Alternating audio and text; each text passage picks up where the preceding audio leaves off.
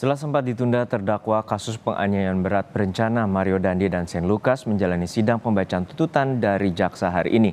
Sidang digelar di Pengadilan Negeri Jakarta Selatan. Kedua terdakwa sejatinya menjalani sidang pembacaan tuntutan pada Kamis 10 Agustus lalu. Namun hakim memutuskan sidang ditunda karena jaksa menyatakan belum siap. Mario didakwa melakukan penganiayaan berat berencana terhadap David Ozora. Jaksa mengatakan perbuatan Mario dilakukan bersama Shane Lucas dan anak berinisial AG yang telah divonis bersalah dan dihukum 3,5 tahun penjara. Mario disebut beberapa kali menganiaya hingga David mengalami kerusakan saraf otak. Informasi selengkapnya akan disampaikan jurnalis Kompas TV Tifal Solesa langsung dari Pengadilan Negeri Jakarta Selatan. Tifal, hingga saat ini bagaimana jalannya persidangan dan apa saja poin-poin tuntutan dari sidang tuntutan bagi Mario Dandi?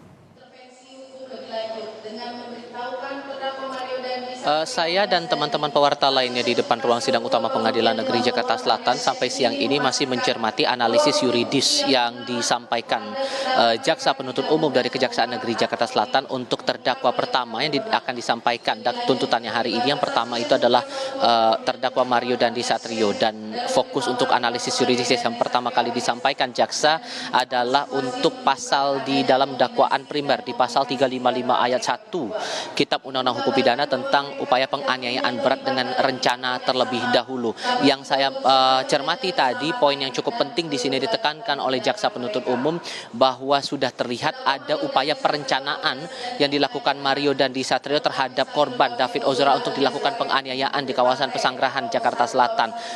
Salah satu buktinya apa? Menurut jaksa penuntut umum ini dibuktikan dengan upaya komunikasi yang dilakukan oleh David Ozora dengan dalih untuk mengembalikan kartu pelajar yang dipegang oleh pelaku anak AG yang juga menjadi terpidana statusnya untuk kasus ini dan sudah dijatuhi vonis 3,5 tahun kurungan penjara di LPKA begitu.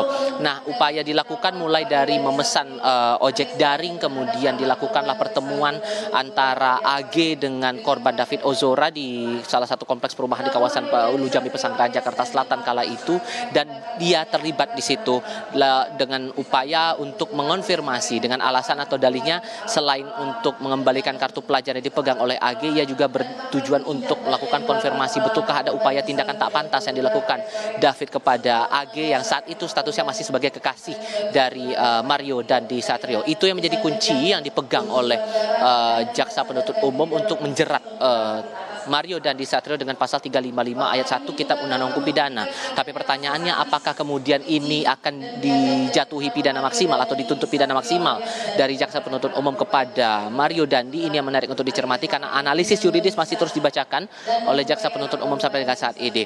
Perlu diingat bahwa untuk Mario Dandi Satrio ini dikenakan pidana di 355 ayat 1 dengan pasal pengaitnya adalah pasal 55 ayat 1 ke 1 Kitab Undang-Undang Hukum Pidana, yang pada intinya dalam dakwaan primer disebutkan jaksa penuntut umum Mario ini bersama dengan pelaku lainnya, dalam hal ini Shane Lucas Lumbantoruan dan juga pelaku anak AG, melakukan upaya perencanaan penganiayaan terhadap David Ozora hingga mengalami luka serius, hingga mengalami cedera saraf yang cukup fatal, bahkan sampai dengan saat ini masih dilakukan proses pemulihan atau proses terapi oleh pihak keluarga, dan ini sudah dilakukan perencanaan terlebih dahulu. Pidana maksimalnya sesuai dengan aturan yang dibuat dalam Kitab Undang-Undang Hukum Pidana adalah 12 tahun kurungan penjara. Ada pula pengaitan terhadap Mario Dandi untuk pasal-pasal lain dalam dakwaan yang lainnya begitu. Pasal subsidiarnya di pasal 353 ayat 2 KUHP yang menerangkan adanya perbuatan penganiayaan yang dilakukan untuk memicu, yang pada akhirnya memicu luka berat begitu di 353, kemudian dikenakan juga pasal 76C junto pasal 50 Undang-Undang Perlindungan Anak yang mengatur tentang adanya pidana terhadap mereka yang melakukan upaya kekerasan terhadap anak. Hal yang sama sebetulnya pidananya atau jerat dakwaannya juga dikenakan sama dengan terdakwa Shane Lucas Lumbantoruan, namun bedanya Shane Lucas ini dikenakan dakwaan alternatif lainnya dengan pasal pengait 56 ayat 2 KUHP, disebut sebagai pembantu kejahatan yang memberi kesempatan, sarana atau keterangan untuk melakukan tindak kejahatan. Tapi giliran untuk Shane ini baru akan kita simak setelah jaksa penuntut umum selesai membacakan tuntutan untuk Mario Dandi Satrio. Jono. Ya, Tifal, untuk saat ini apakah pihak keluarga dari David Ozora atau ayah David Ozora hadir dalam sidang tuntutan bagi terdakwa Mario Dandi? Dari pihak keluarga tadi diwakili langsung oleh penasihat hukumnya, Melissa Anggraini, kepada saya tadi bersama dengan pewarta lainnya menyampaikan bahwa ayah David, Jonathan Latumahina ini sedang mendampingi David Ozora untuk melakukan terapi lanjutan di luar kota. Tidak secara spesifik disampaikan terapinya di mana, lalu kemudian bentuk terapinya spesifiknya seperti apa, tapi yang jelas ini berkaitan langsung dengan upaya pemulihan terhadap David Ozora yang masih mengalami sejumlah kendala begitu dalam melakukan aktivitas, baik itu kendala fisik maupun juga kendala psikomotorik, kendala kognisi dan lain-lainnya begitu.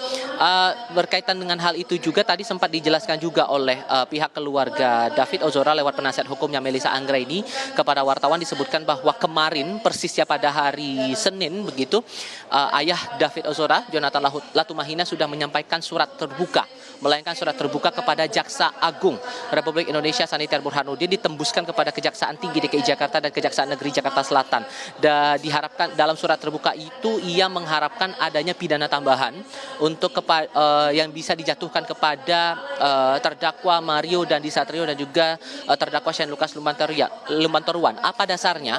Dari pihak keluarga melihat bahwa dari keterangan yang disampaikan oleh Mario Dandi dan juga Shane Lucas di muka persidangan ini tidak konsisten, terkesan berbelit-belit begitu, dan seolah menurut mereka ini tidak menghormati proses persidangan yang berlangsung di Pengadilan Negeri Jakarta Selatan. Itu satu hal. Kemudian yang kedua, ditekankan juga masalah keraguan yang sempat muncul di pikiran ayah David Ozora ini, yang seharusnya sidang tuntutan itu dibacakan kemarin di pekan lalu pada hari Kamis lalu, namun diundur pada hari ini, dan terkesan ada maksud-maksud lain di balik itu semua, sehingga kecurigaan-kecurigaan itu juga yang dituangkan, yang disampaikan begitu oleh Jonathan Latumahina lewat surat terbuka kepada Kejaksaan Agung Republik Indonesia. Hal lain juga yang disampaikan oleh pihak keluarga lewat penasihat hukumnya tadi masalah restitusi. Tadi sempat disinggung masalah bentuk terapi seperti apa saja sebetulnya masih terus berjalan hingga saat ini. Home terapi, baik itu fisioterapi dan juga terapi-terapi pendukung lainnya, ini masih sangat diperlukan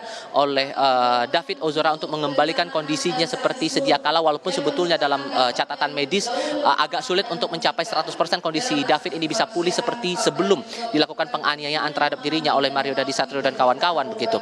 Namun dengan catatan yang juga menarik di sini adalah soal restitusi. Restitusi ini dianggap menjadi penting oleh pihak keluarga juga, walaupun semua kembali lagi berpulang kepada putusan dari majelis hakim nantinya, karena untuk kondisinya saat ini biaya dari terapi terhadap David Ozora terbilang cukup tinggi. Tadi bahkan diterangkan 6 bulan, dalam 6 bulan itu biaya yang dimakan untuk terapi bisa mencapai angka 1 miliar rupiah. Kemudian kondisi keluarga yang juga dalam hal ini ayah David juga tidak bekerja lagi, sehingga ini yang menjadi alasan mengapa butuh restitusi untuk uang ganti rugi yang disampaikan oleh dari pihak terdakwa kepada keluarga korban dengan besaran yang dihitung oleh LPSK sebesar 120 miliar rupiah. Itu kira-kira gambarannya untuk saat ini, Jodoh. Baik, terima kasih atas laporan lengkap Anda, jurnalis Kompas TV, Tifal Solesa dari Pengadilan Negeri Jakarta Selatan.